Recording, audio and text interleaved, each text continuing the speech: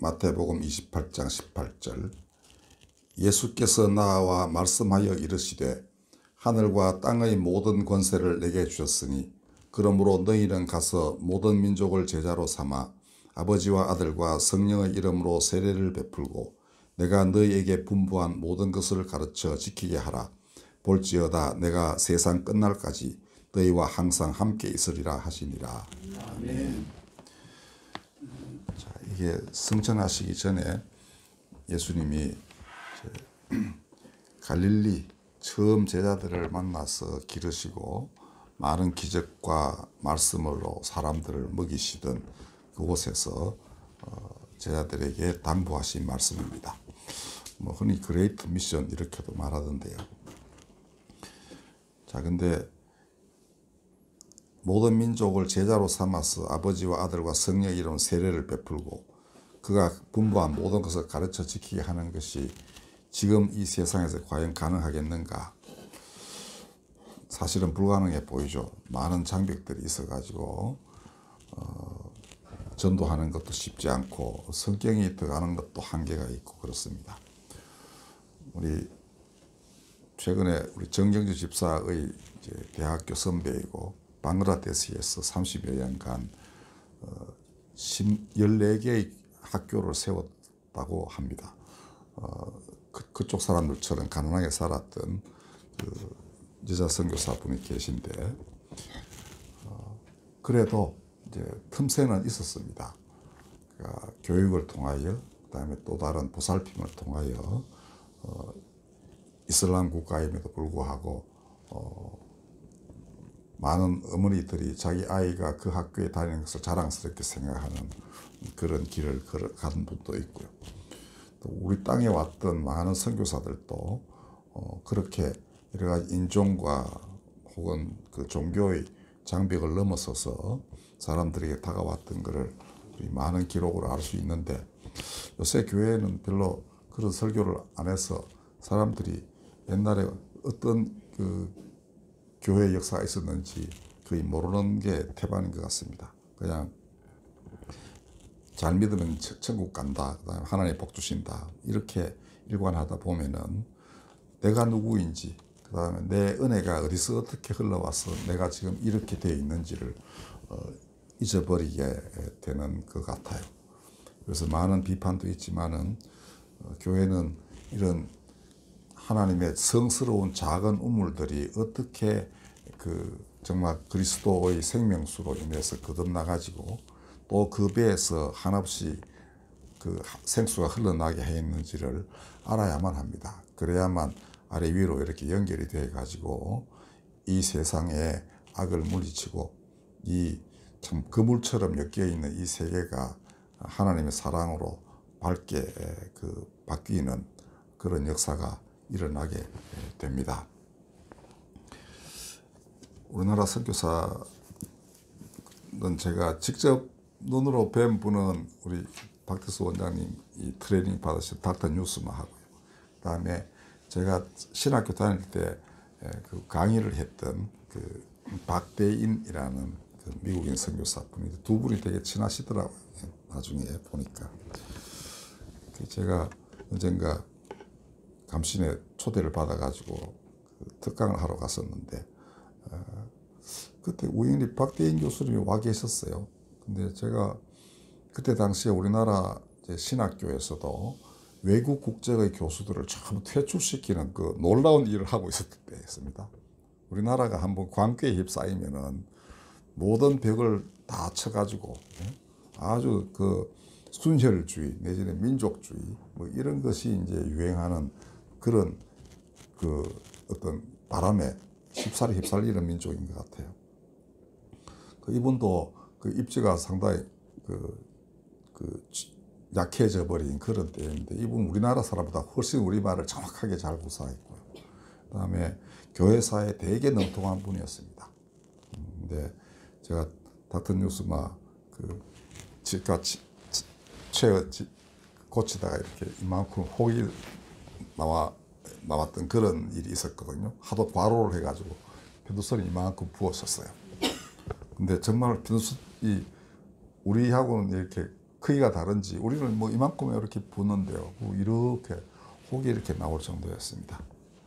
근데 그분 아주 열심히 기쁘게 일을 하셨는데 그 얘기하고 그랬더니만 나중에 박대인 교수님이 엄청나게 좋아합니다. 다들 감시 분위기는 특히 그 민족주의적 성격이 강해가지고 외국인 교수 다 나가라 뭐 이렇게 또 이중국적 가진 사람도 나가라 뭐 이럴 정도 분위기였는데 다 또 다른 의도가 있어가지고 이제 그런 게 분위기가 조성이 됐겠죠. 그럴 때 그분 되게 고마워했었습니다. 자, 우리 고마워할 줄 모르면 이거 그 나라 망합니다.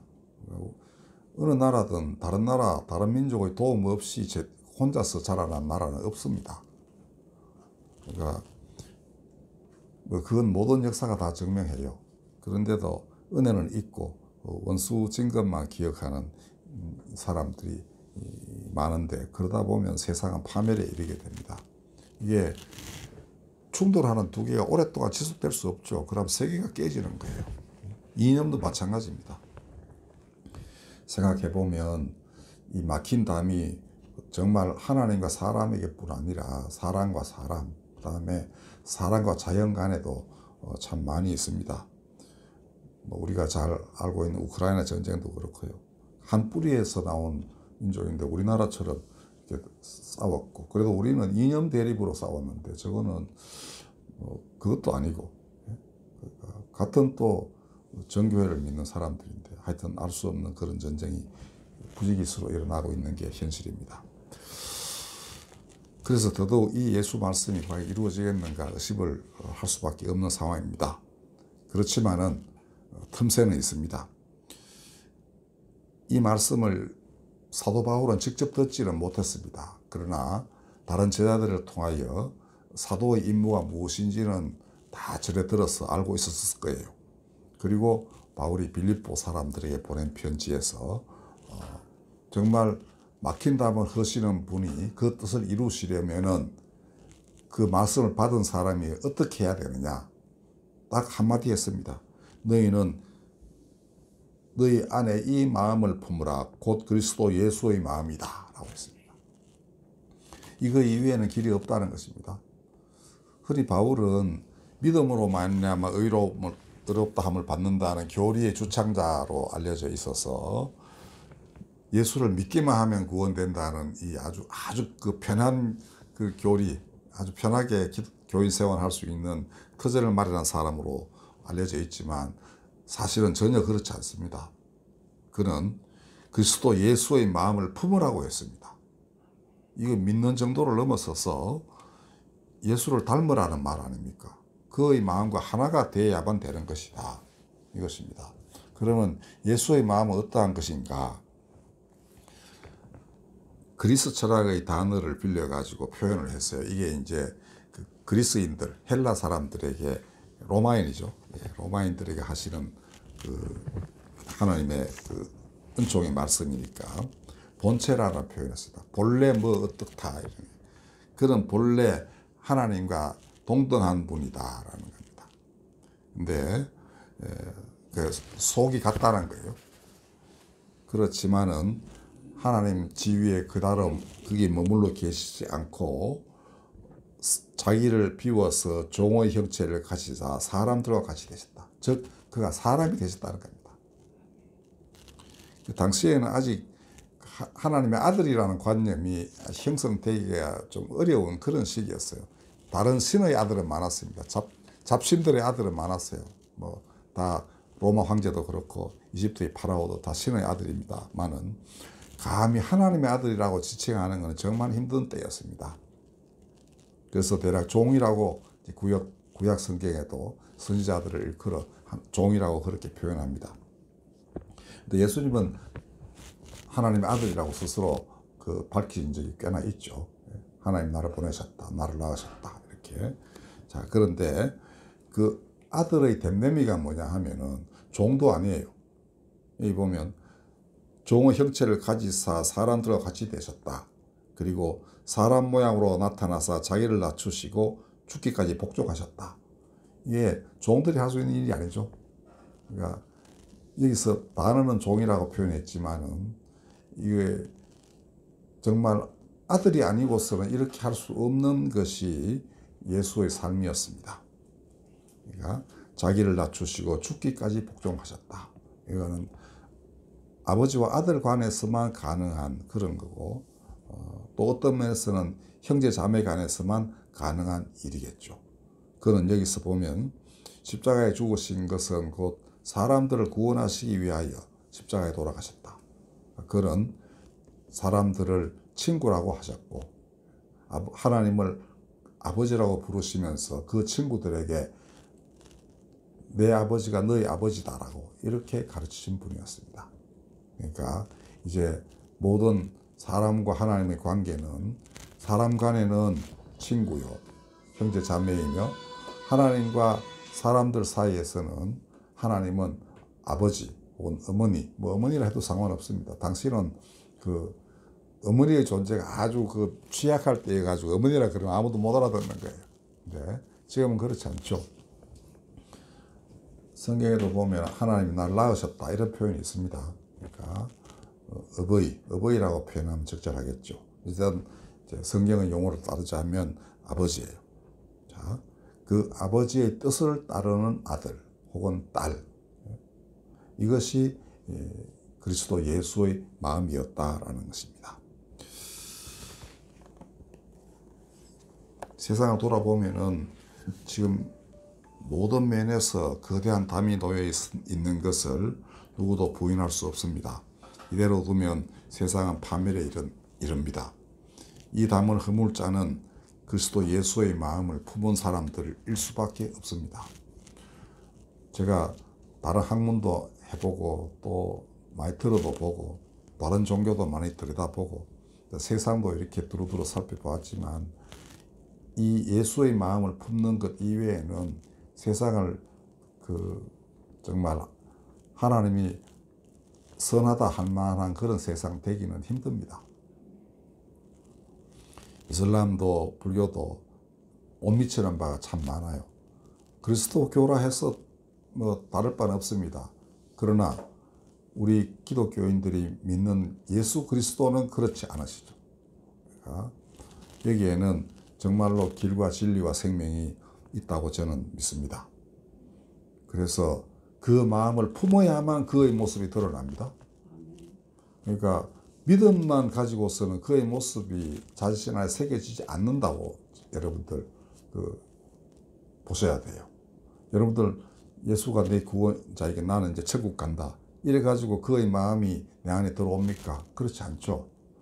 늘 그가 무엇을 가르쳤었는지 성경도 읽고 그다음에 성경 속에 나타난 그 기사를 통하여 그분이 어떤 마음으로 사람을 대하시는지 이런 걸 파악해내야 됩니다. 그리고 교회의 선포도 그렇게 예수님이 어떤 분이신지를 다각도로 계속 이야기하면서 사람들을 예수와 함께 그렇게 만들어 가야 될 텐데, 하여튼 저도 그렇게 노력은 합니다만은 다른 교회는 어떨지 잘 모르겠습니다. 가끔씩 들어보는 설교 보면 제가 목회자 회의 같은 데서 설교할 때 많은 분들이 하는 얘기는 꼭 그렇지만 않았던 그런 기억이 남아 있습니다. 자, 사실은 사람들은 담 쌓여 있으면은 이 좀 견디기 힘들어 합니다. 그래서 모이기도 하고 또 모여서 단체를 만들기도 하고 그래요. 그래서 아마 많은 목회자들이 우려하는 것은 이 코로나 때문에 사람들이 집에서 예배 드리는 게 익숙해지고 그다음 집에서 가족이 다 모여가 예배 드리도록 그렇게 될 거라고 기대했는데 그렇지 않고 잠시 모였다가 다 자기 방에 가서 핸드폰 들고 예배를 드리는지 뭐 듣는지 그렇게 한다고 합니다. 그런데 이것도 오래 가지 못할 거라고 저는 봐요. 사람은 모여서 이야기도 하고 얼굴도 보고 웃고 또 밥도 먹고 또 악수도 하고 해야 사람 사이에서 그 행복이 찾아오고 편안함을 느낍니다. 아마 화면으로 대화도 하고 하지만은 그보다는 역시 만나서 밥 같이 먹는 것보다 더 좋은 건 없다고 저는 생각이 돼요. 며칠 전에 우리 한동대학교 법학부에서 그전에도 뭐 창립총회 했답니다. 얘기 들어보니까. 근데 동창회 창립총회를 했어요. 이제 제가 축사를 하게 됐는데, 아들도 이제 그 온라인 상으로는 커뮤니티가 형성이 돼 있더라고요. 서로 주고받고 소식도 하는데, 얼굴 보고 서로 만나서 같이 밥 먹고 왔다 갔다 하면서 악수도 하고 웃고 하는 거 이상 다른 건 없다고 저는 생각이 됐어요. 그리고 자기 소개를 이제 무슨 어떻게 살아왔는지 쭉 얘기도 하고 하는 거, 그렇게 해서 서서히 각자 직업은 다 다르고 하지만은 서로 알아가면서 그러다 보면은 협력을 할 수 있는 계기도 마련이 돼요. 그다음에 하나의 그 단체가 갖고 있는 믿음 공동체로서의 힘이라는 게 굉장히 큽니다. 그렇게 해서 작은 아주 단단하고도 그리스도의 마음을 품은 공동체들이 하나씩 생겨나는 것, 이것이 이 마지막 때에 예수께서 하시려는 일이라고 저는 믿어요. 그러니까 그 중에 가장 중요한 게 교회 아니겠어요? 교회가 지금 3년간의 시련을 거쳐서 이제 새롭게 거듭나야 될 때가 됐다고 저는 믿습니다. 근데 사람들이 또 어떻게 생각할지 모르지만은 반드시 하나님은 다시 만나도록 그렇게 마음을 추동시켜 가지고 그렇게 서로 연결되게 하시리라 그렇게 믿어요. 그 중에 가장 중요한 것은 어찌 보면 믿음도 아니고 더 중요한 것은 그리스도 예수의 마음, 한마디로 말하자면 사랑인 것입니다. 그러니까 예수님이 딱 하나의 계명만 주셨죠. 너희는 서로 사랑하라. 내가 너희를 사랑한 것 같이 너희도 서로 사랑하라. 그러면 사람들이 너희를 나의 사람이라 할 것이고 너는 내 친구가 된다. 이렇게 하셨습니다. 오늘 우리 이 세계가 어려움에 처해 있고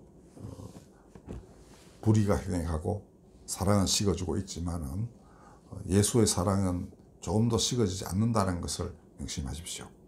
사람이 그에게로 머리를 돌리면 그의 생기가 우리 안에 들어오고, 또 우리가 손을 내밀면 누군가에게 그의 사랑이 그 자리에 함께 해서 30배, 60배, 100배 열매를 맺는다는 것을 기억하십시오. 오늘 약속하셨죠, 예수께서. 내가 세상 끝날까지 너희와 항상 함께 있을 것이다. 우리가 혼자 하는 게 아니라는 겁니다. 그가 함께 하신다는 거. 그리고 그의 뜻을 따라서 지금까지 그 나라를 위해 헌신했던 모든 사람들이 그 자리에 함께 있다는 거. 이거를 명심하시면 됩니다. 제가 처음에 말씀드린 우리 정경 집사의 선배분도 저는 그렇다고 생각이 돼요. 그러니까 누구든 하나님의 일을 하는 사람은 외롭지 않다는 겁니다. 그가 계시고 수많은 성도들이 함께 있고, 그럼으로써 결국은 하나님이 그들을 통하여 이 땅을 새롭게 하실 것을 믿고 헌신할 수 있게 되는 것입니다. 우리 다 그런 자리에 부르심을 입었습니다. 어제 우리 와이즈맨들을 위해서 여기 계신 분 다 노력하셨죠. 제가 그때 어제 말씀드리기를, 음식 먹으면서 만든 사람에게 감사하기보다는 음식 만들면서 기도하는 게 훨씬 낫겠다.